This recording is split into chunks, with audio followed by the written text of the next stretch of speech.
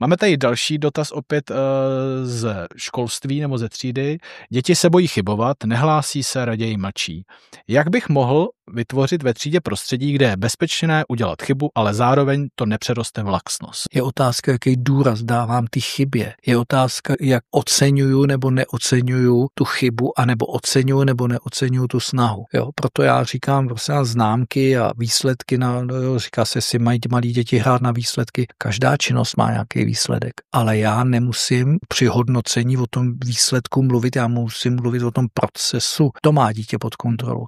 A jestliže dítě dělalo, co mohlo, snažilo se a udělalo chybu, tak podle mě zasluhuje odměnu. Znám ten případ mýho kamaráda z dětství, který za 5 měl zarachy a všechno možný, jo. A má je dál.